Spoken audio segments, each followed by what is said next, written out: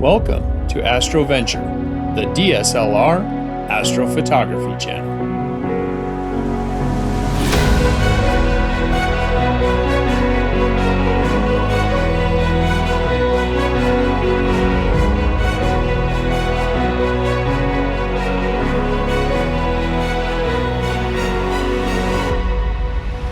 Hey there, Astroventures, welcome back. If you're new to this astrophotography channel, my name is George, and this is the astrophotography channel for DSLR and mirrorless camera bodies, combined with the lenses we already own and a simple star tracker like the Skyguider Pro or the Star Adventurer.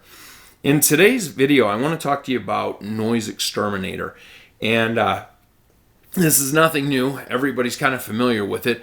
But what I wanted to take a look at is on Noise Xterminator, when you use the program, there's these two numbers. There's denoise and detail. Now, denoise is the part that literally, that number is how much it's reducing noise out of the image that you're working with.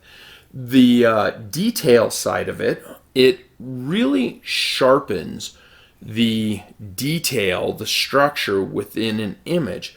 And there's different people out there that'll say this is what they use and these are the settings they use, or some people say that they use the default.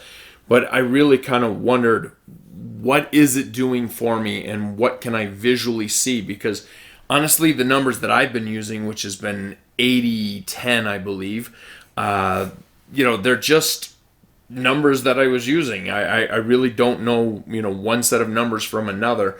And so I decided to really break that down and see what really does the most for me in an image. So let's jump over here. I'm going to cancel this.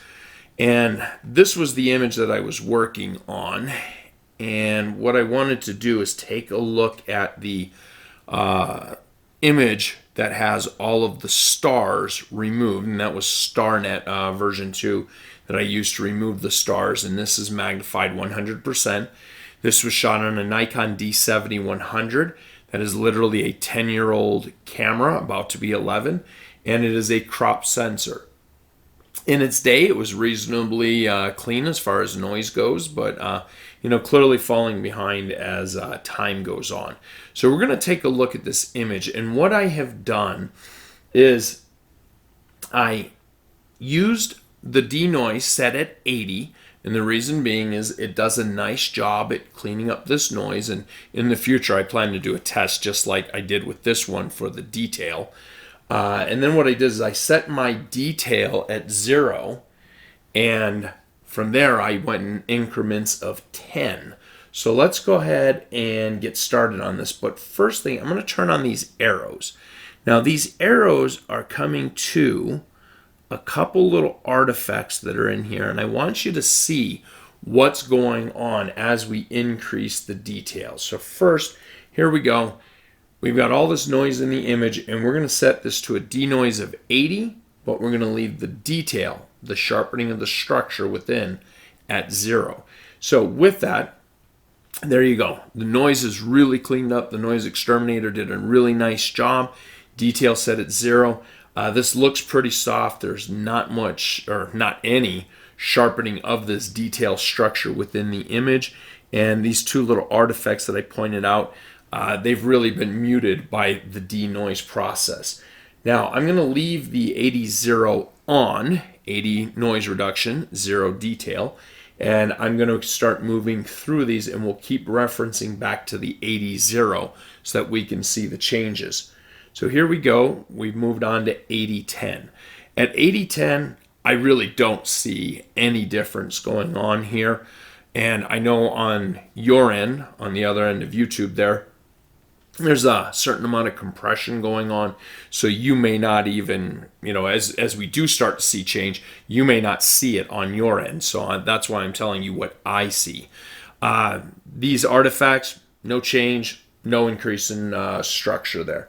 Okay, so we're going to go to 80-20, shut off the 80-10. 80-20, not seeing anything.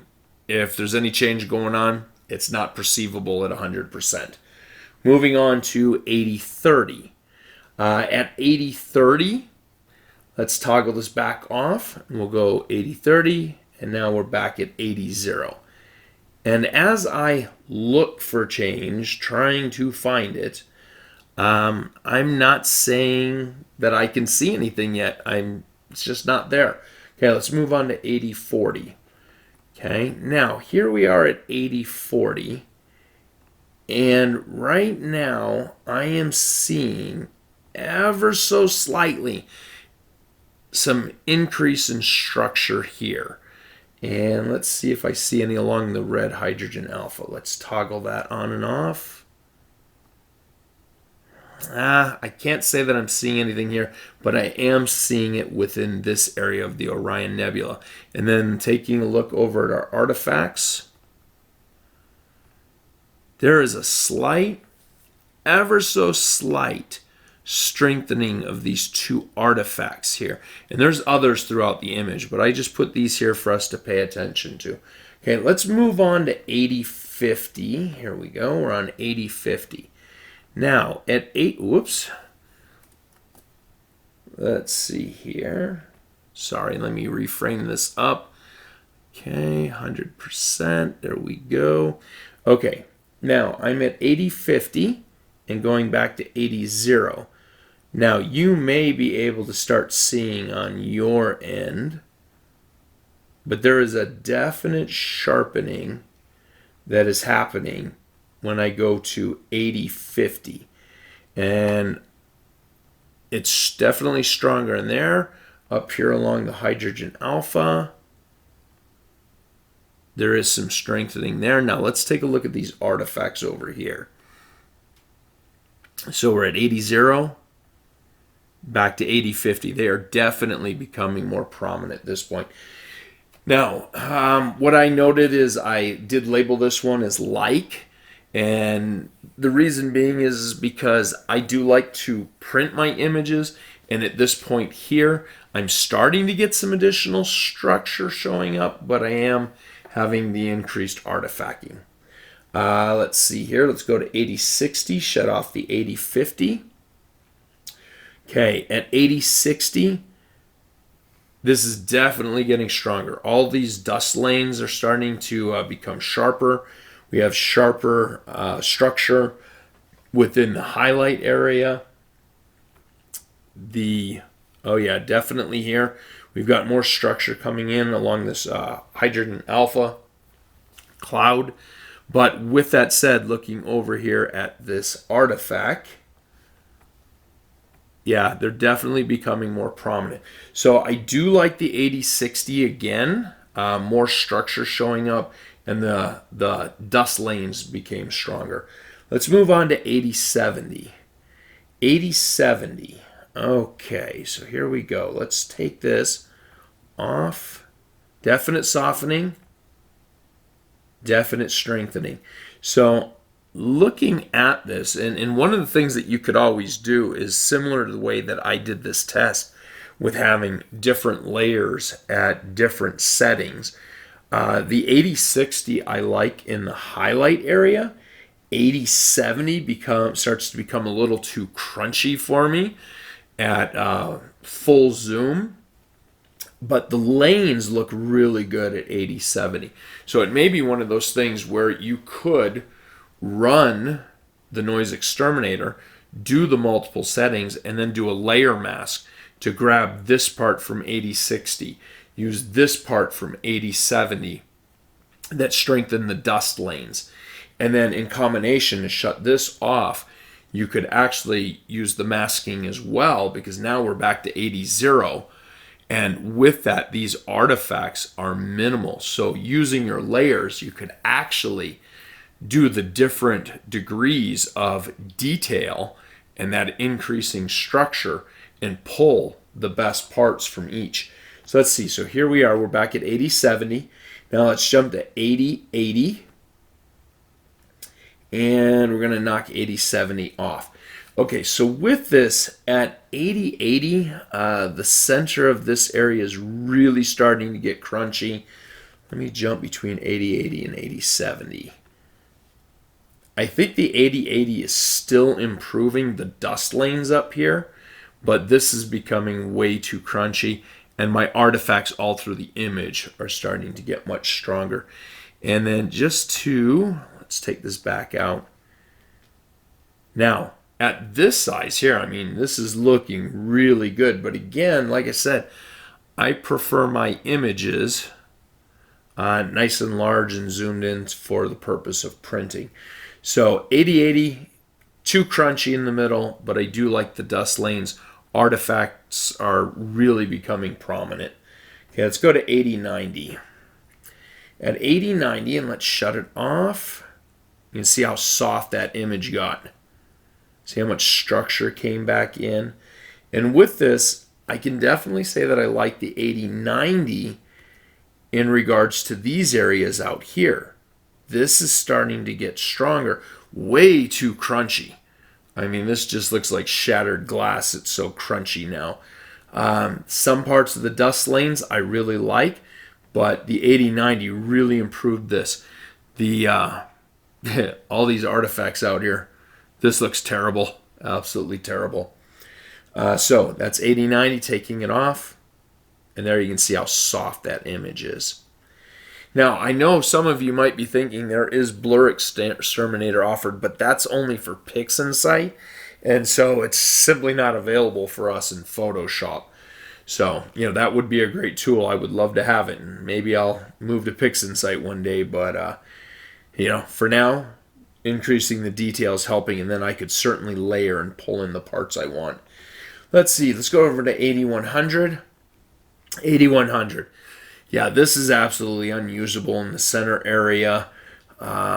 Just to move this image around a bit. Let's see here. Let's move that around. 8100. Let's see here. 8100 definitely did some good stuff in here. So, what are my recommendations? I think in continuing to process this image, what I will probably do is run a noise exterminator at 80, and I'll have that one, and I'm going to be doing this in combination with masking, but I could see doing 80, and let me zoom this out. So I would probably do of framing something like this.